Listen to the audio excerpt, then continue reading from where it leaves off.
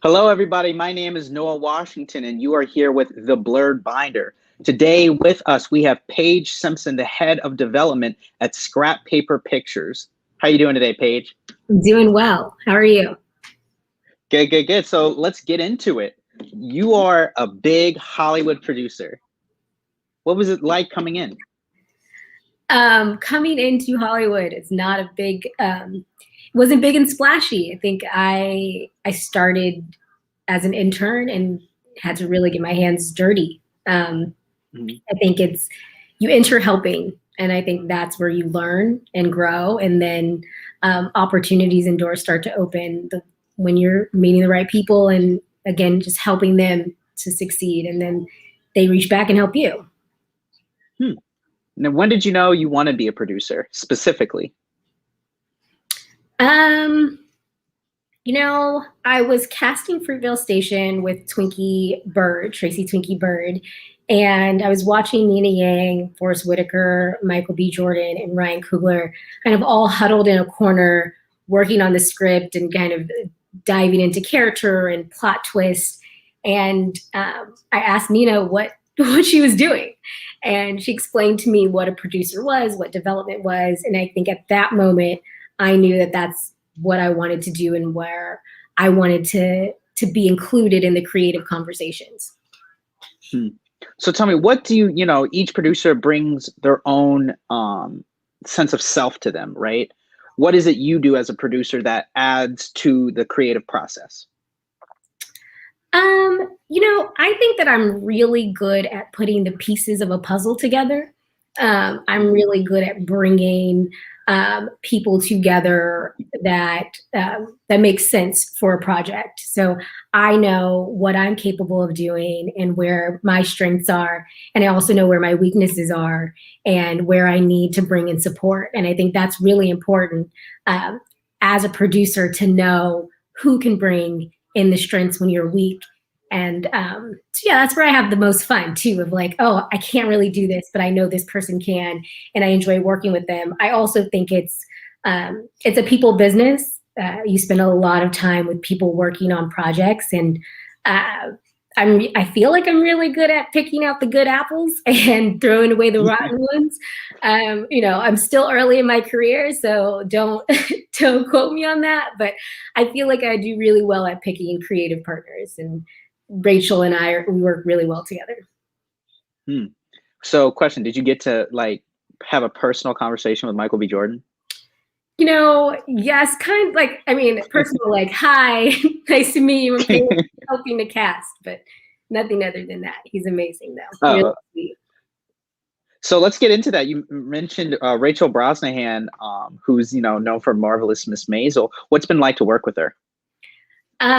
Rachel's great. I can't speak more highly of her as a creative partner. I think that in terms of, again, like where my weaknesses and strengths lie, and working with people who bring out the strengths and complement and make sure that they provide, and where you're weak, we're able to have those hard-hitting conversations in terms of morality and where we see our projects in the world, especially this past year and a half of what's been going on in our world.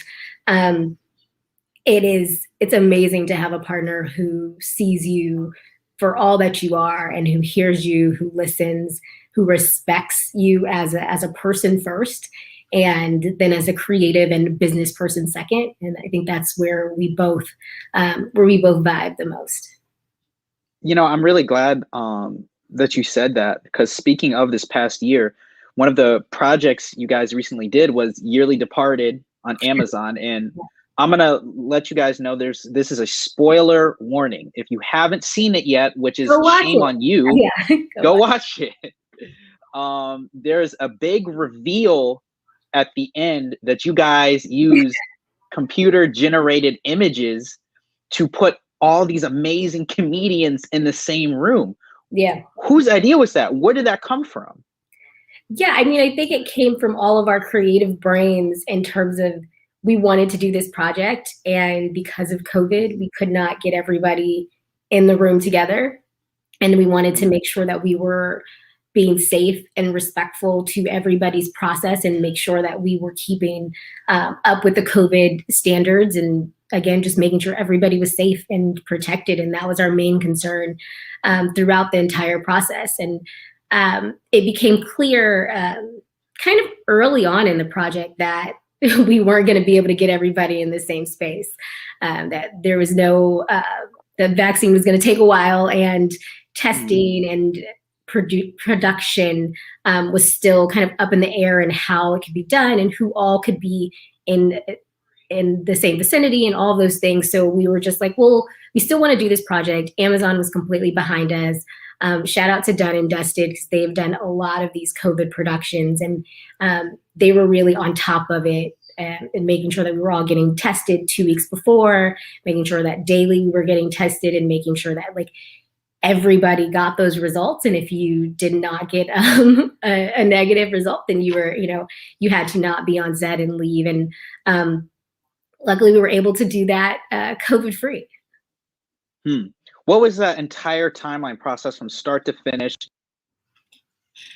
to when the film went gold? And did production last longer for people who tested positive? No, so we only shot for 2 days, 3 days with prep. So what? Yeah, so it was a quick in and out process. The development process was longer, but still truncated. I think we heard about the project in February, and then pitched it a few months later, and then got into pre-production and trying to figure out all of the COVID requirements. And casting was really difficult because a lot of people decided to go home, or go to their second home, or travel to just one place and hunker down. And so we were shooting in LA and wanted to make sure that everybody was in LA, just because of the way that we were shooting, and because we wanted the set to be consistent. So it was a little stressful, making sure that, again, people were traveling safely and, got here and got to set on time. And if everybody tested negative, so we were good to go terms of all of our cast. So we didn't have to stop production for any of those issues. So the casting process, who wasn't in there that you had to drop out? Nobody had to drop out, luckily. So there were people that we would have wanted to be in it, and we could have had like 20 million women who were funny doing this. And I think it was really difficult to narrow down to our select group of women who did phenomenal. But we're hoping to do it again and add to that list of amazing, funny women. But yeah, everybody who we wanted showed up and showed out, and it was a great time. Like there was a time where Tiffany Haddish, Rachel, and I believe it was Sarah were all in the same place, but distant and masked up and shielded up, and you just got that vibe and the beautiful creative sense of sisterhood, which is what we were trying to create anyway, of like women together can change the world. Well, how did the concept of Yearly Departed and all women comedians come about? Yeah, there's a group called We the Women who put together a live event. It was called The Wake. And they did something very similar to what we do on Yearly Departed, but it was live. They also had live music and dancers and different events that happened that night. And there was a write-up about it in Vanity Fair that was sent to CAA, and our agent, Angela Dallas, sent it to me to read. And I was like, I think this is a special. I think we can do this with all women, specifically women of color, really being funny and roasting this year, because we needed it. What was the best part to work on this special? What was your favorite? Let me rephrase. My favorite was, there's so many good things. Literally just getting the catharsis of putting to rest some of the things that had happened this year, or last year, I should say. it was a really hard year, I think, for all of us, and not including COVID, but the civil unrest that was necessary. And, being a Black woman, I felt like I needed to laugh. And I was able to do that multiple times throughout this process. And yeah, that was probably the best part, is that I just could laugh. Now, was the jokes and just the whole script, was it in a writer's room, or was it more of stand-up? Like they just let loose what they wanted to say? A little bit of both, but we did have a writer's room. Our writer's room is amazing. Our head writer, Bess Kalb, wrote on Jimmy Kimmel, and she and her team of phenomenal writers really did tackle every topic, and were really specific to who we were casting in those roles, and really wrote to those people. So by the time we had the cast review the script, there were minimal notes, and they were very excited and happy with what the writers have written for them. I know a lot of actresses and actors, they have writers that they just keep on them whenever they go to different projects, to help write dialogue that they would actually say. Did any of that happen, or is it come 100% your team, your own writers? It was 100% Bess Kalb's team. She put together an amazing room. We read writer samples like you normally do to staff up a room, and we made recommendations. But at the end of the day, they all had meetings with Bess, and Bess chose the team that she felt like was dynamic and could, vocalize exactly what we were hoping for and feeling from last year. Wow, that's amazing. And so you said, are you guys going to try something again at the end of 2021? We might. We'll see.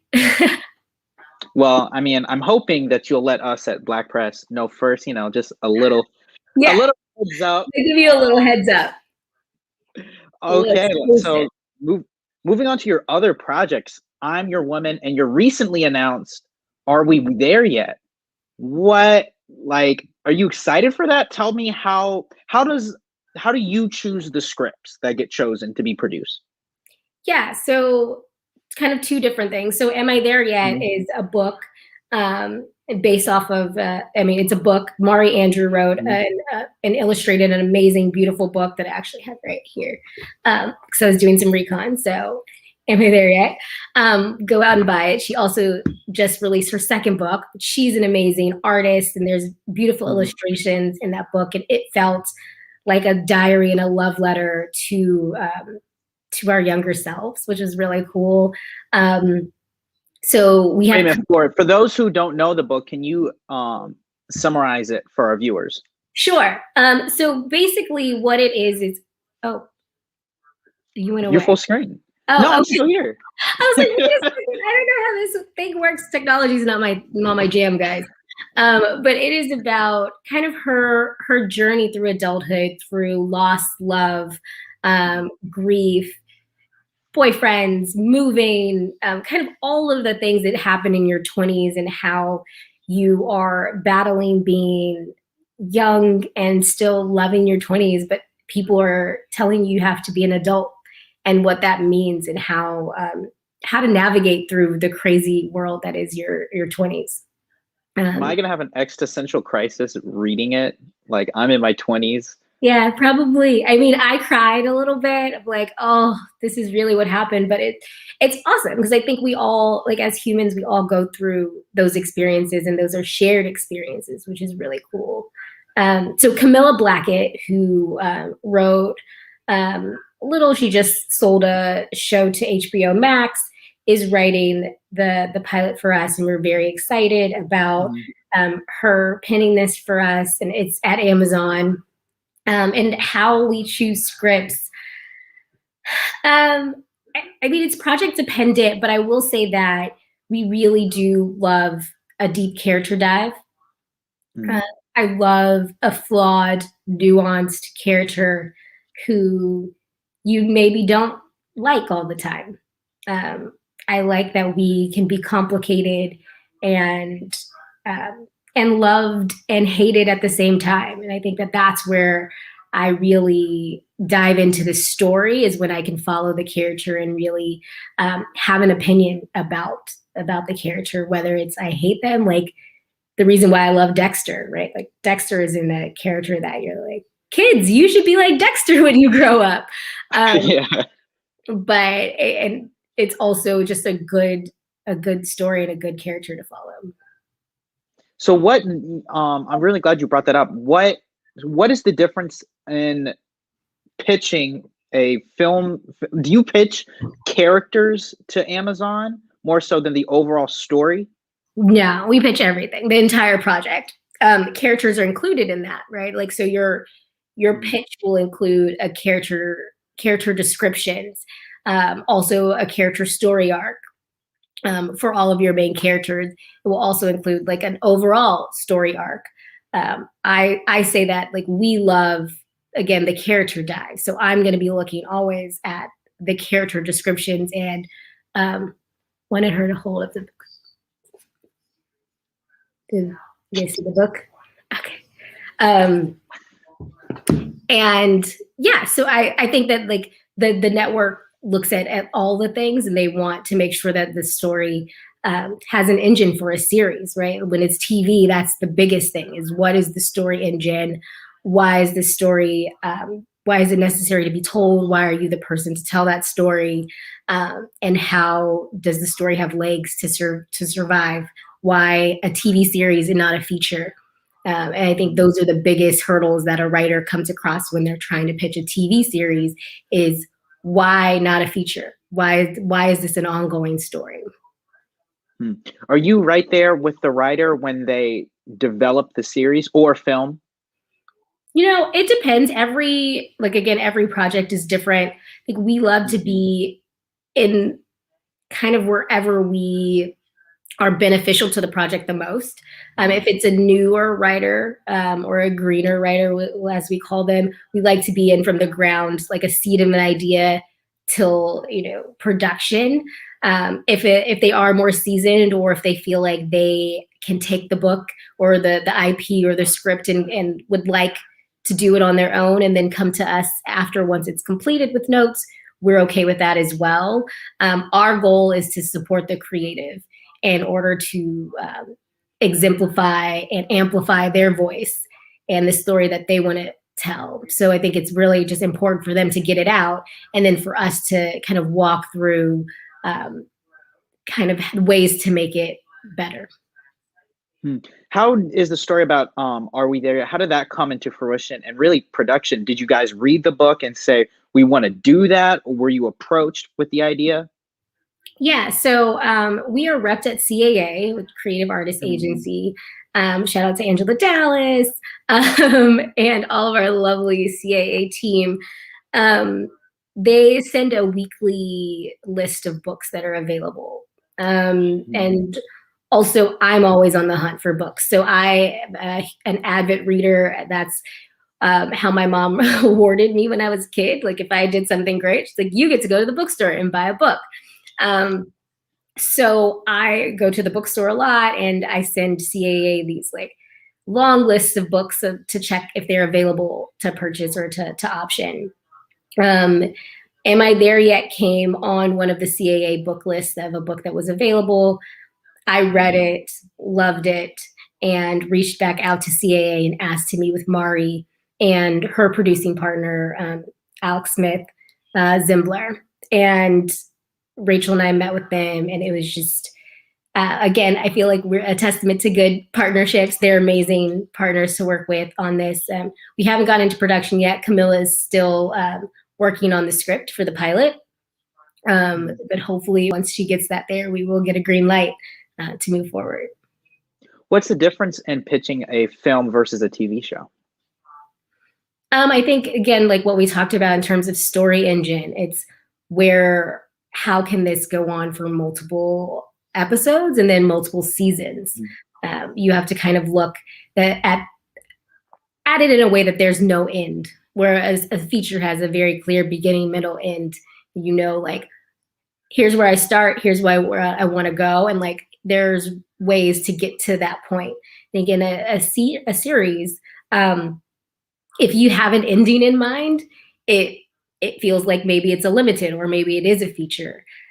it's really scary to talk to a TV exec and tell them that you have an ending to the story if it's not a limited. They're like, oh, so there's only 2 seasons out of this? That doesn't really turn them on. So you pitch it as this is the beginning, middle, and end versus seasonal. Yeah. Beginning, middle, end for a feature, seasonal for a TV series. Gotcha. So going through, the repertoire of things you've made, right? You guys have casted big name actors, actors that maybe not everybody knows about. What's that process like of casting? Is it, hey, who can draw the biggest audience, or who is best fitted for the character? Yeah, I mean, for Yearly Departed, it was who is going to, again, exemplify and amplify what message we want to tell, and who has already shown that they can and will do that. We were very provocative in the stuff that we were talking about, and wanted to make sure that we were on the wave of change. We included a lot of Black women and women of color in front and behind the camera, in an effort to be as inclusive and as inclusive as possible, and make sure that we know that your voice matters. Wow, that's a testament. So going more through it, your career, you started out at Showtime, or you had a position at Showtime. What's it like switching studios?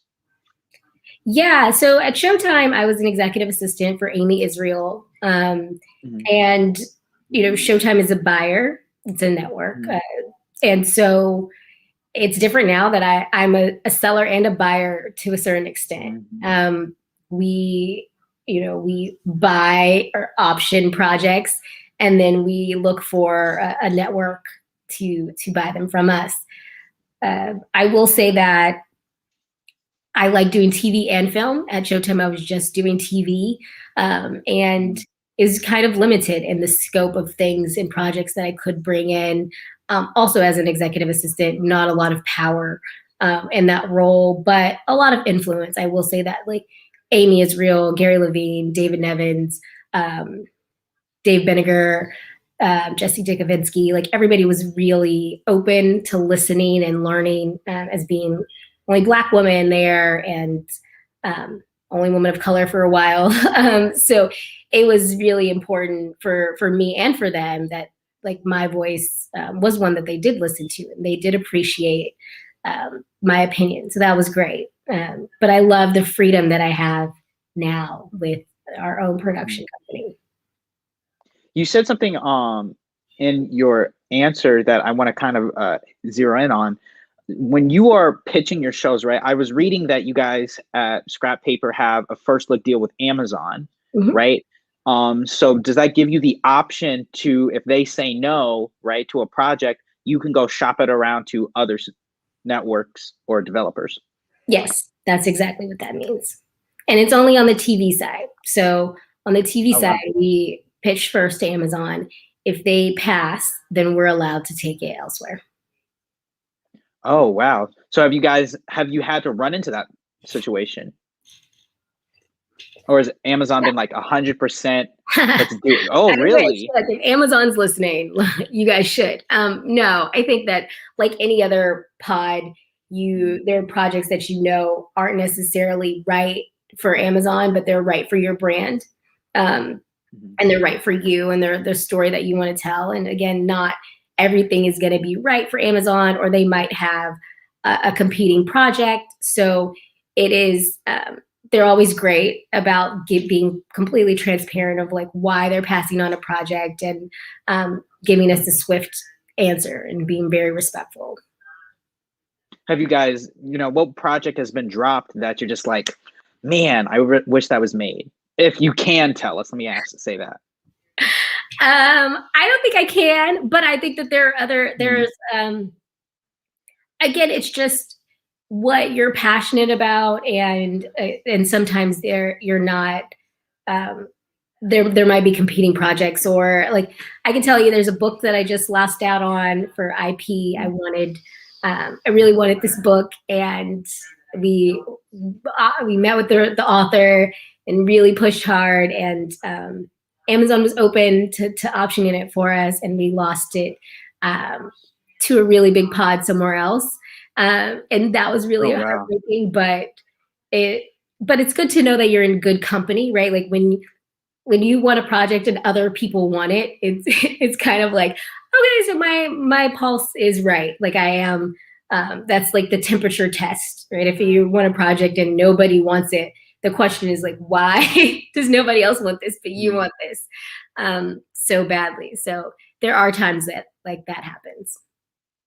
Could you tell us what the book was and where it ended up going? So the book was called The Measure, and it ended up at a Netflix pod, is probably all I can say. We'll take it.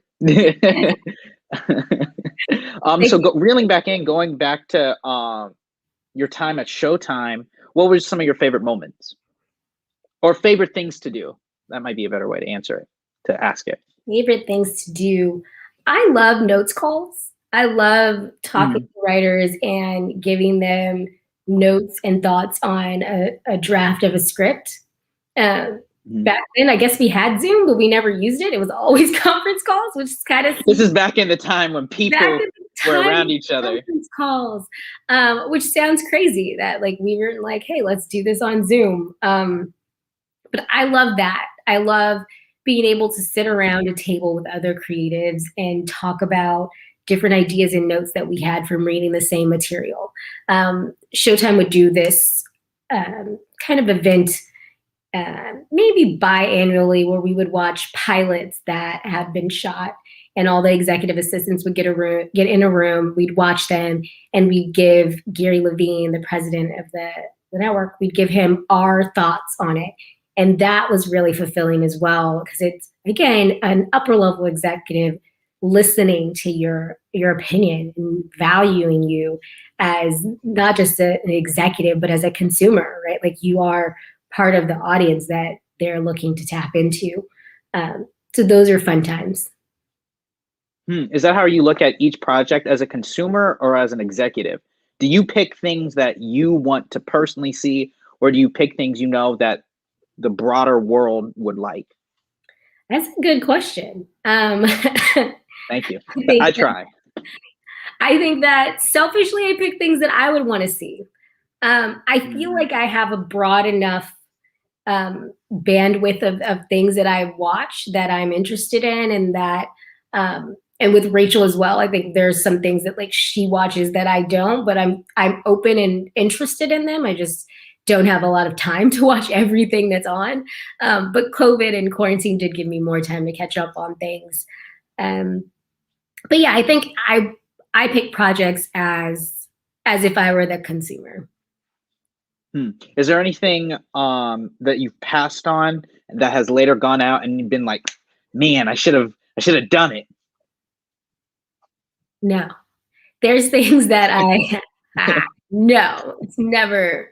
I'm sure there is, but I probably blocked it out. I mean, there is a project. So I worked for Will Packer Media, I guess 2 years ago now, and there's a project that I brought to them as a seed of an idea. Manira Jones is an illustrator and an animator, and she did this project in, I think, 2018 that went viral, of how Black men communicate in 2018. And it was hilarious, and everybody was retweeting it. I met with her, loved the idea of the project, and really put it on Will's radar and the team's radar, and they moved forward with it. I believe they just sold it to Netflix, but that was my baby, and it's nice to see that it's going places. And she just got a deal doing a show at OWN, OWN's first animated project, which is really cool too. So there's moments like that that really make me feel like I'm doing the right thing. I picked the right career. Let me ask that. That leads me into a great segue. With situations like that, right? You show a specific product or material to one company, but then you switched companies. Do you are you still involved in any capacity? Does any of the credit go to you once it's all said and done? Yeah, I mean, I think it's project dependent and executive dependent, depending on what your contract is with the company that you worked with and that you're leaving. So it just depends on what your contract says. Now tell us about your time with Will Packer.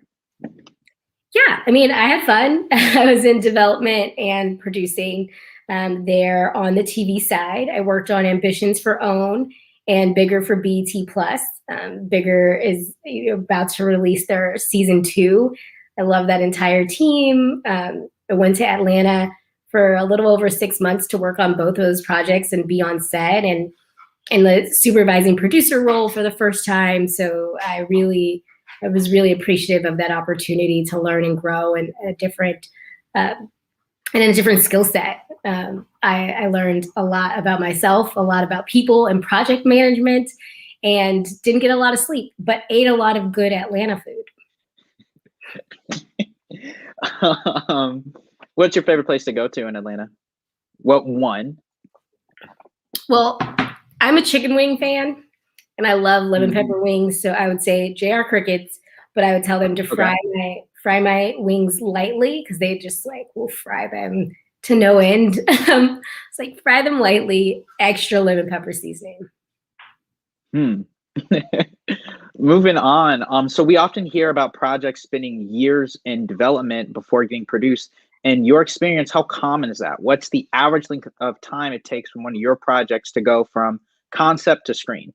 You kind of said it a little earlier with Yearly Departed. Yeah, I mean, again, sadly, it's all project dependent. It depends on who's involved in the project and at what stage the project is in. Meaning, is it just the seed of an idea, and then you need to develop that into a pilot or a feature? Find a writer, find a director, then pitch it, then cast, and then sometimes it's cast dependent, right? So a lot of the projects that, say, Rachel is starring in, they're dependent on her Maisel schedule for TV. So when she's off of filming Maisel, then she does have some time to do film, but she might have 5 films that she would like to do, and only 2 can fit into the time period that she has available in between her, what we call a hiatus. So then the other projects will get pushed to the next year. So it just is really dependent on who's involved. And then if it's a hot property, then people want it out quickly, right? If it's something that needs a little more time to bake, then it kind of elongates, like we see with Queen's Gambit. I think where it is on the street, it took 20 years. I've never had a project take 20 years yet. I just, 10 years in the game. So that's interesting and a little scary. I will say animation takes longer. If you watch, what's the Disney, I think it's Into the Spider-Verse? No, Frozen. It's Frozen, but it's behind the scenes. I can't remember what it is, but it takes forever to do animation. So those things take time. But yeah, I've never had a project take 20 years. Are you guys currently looking for animated products? We love animation. I think we're open to it for sure. Going back to the production and development side, we see a lot of creatives moving from LA out here to Atlanta. Marvel's doing it. Tyler Perry's out here. Tyler Perry, I think, brought his whole property for a third of what he would have had to get or pay for it out in LA. Do you see the industry as a whole moving here? Because I know we're doing development out here, but casting and writing is still in LA. Yeah. I mean, I feel like production is happening in Atlanta, right? Physical production, like you mentioned, Marvel, Black Panther was shot out there. A few other things, Stranger Things, I believe, is shot in Atlanta. Yeah, well. We shot Bigger and Ambitions out there as well. And like you mentioned, Tyler Perry, I think production will always have a place in Atlanta. I don't think that development will ever get there. I think development is going to be, it's going to stay in LA. Theater development is going to stay in New York, and then we will continue to outsource for production services in Atlanta. What makes you think that it's not going to move? Because, the music industry is out here, and, the tax incentives in Atlanta are huge. Yeah. I mean, I don't think that there's any tax incentives for development, right? So to write and to create something from an early stage, you don't actually need to be in Atlanta, and they're only giving tax incentives for production services. And all of the networks, their base is here. So you would have to they would have to uproot everything and move everything to Atlanta. And I don't know what maybe there is a business tax credit to that, but I'm not sure why that would make sense for them when they've been in these places for so long. Wow. So let's go back in the past more when you first started here or started in the industry. You worked for Viola Davis. Yeah. Which is just all sorts of cool. Yeah. Did Amanda tell you that she met Viola? No, she didn't. What? Yeah. Actually, let me take that back. She might have told me, and I just might have put it to the wayside and not have thought about it. Yeah. How did that happen? We were in New York filming. Oh my gosh, what film?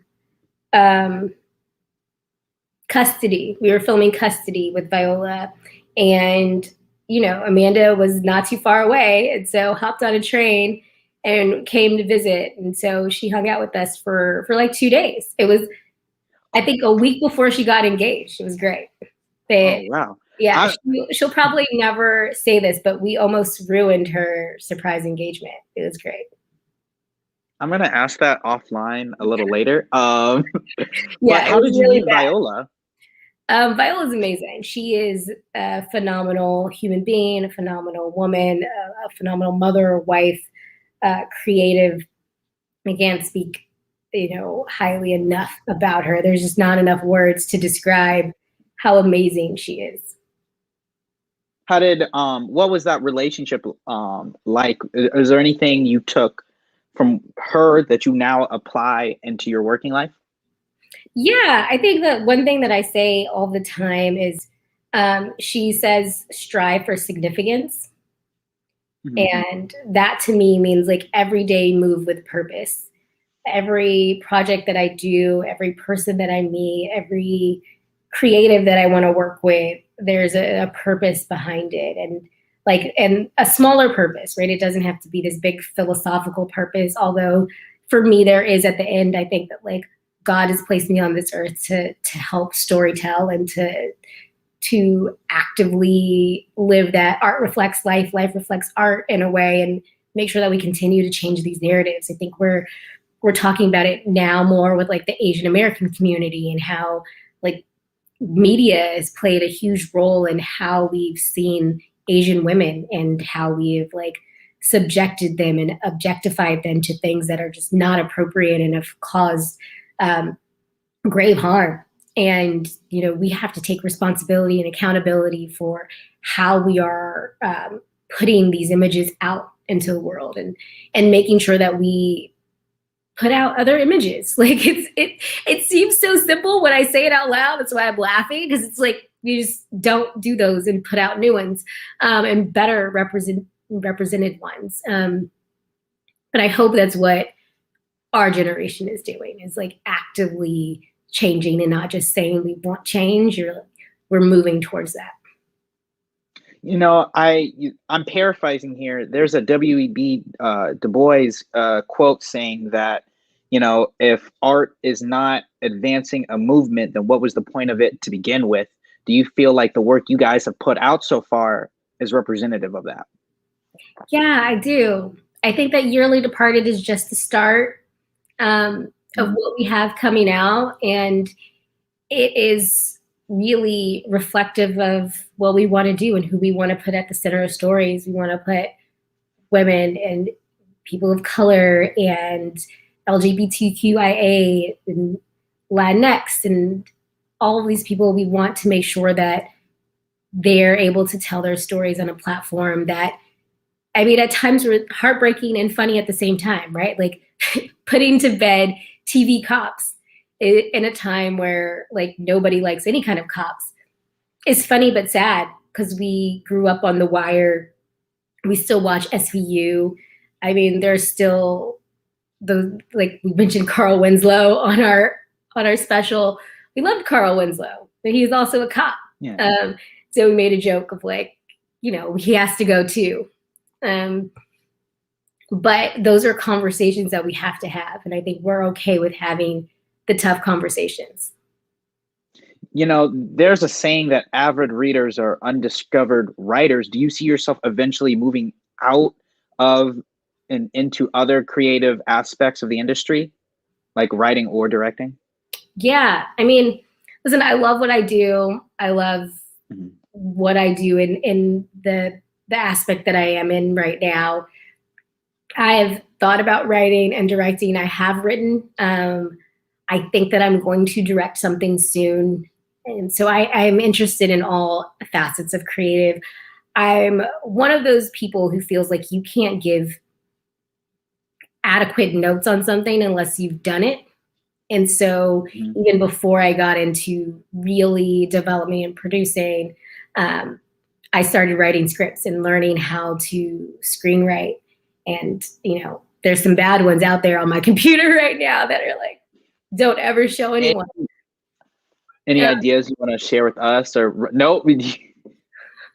Any ideas you want to like run by us that you may have written? No, what?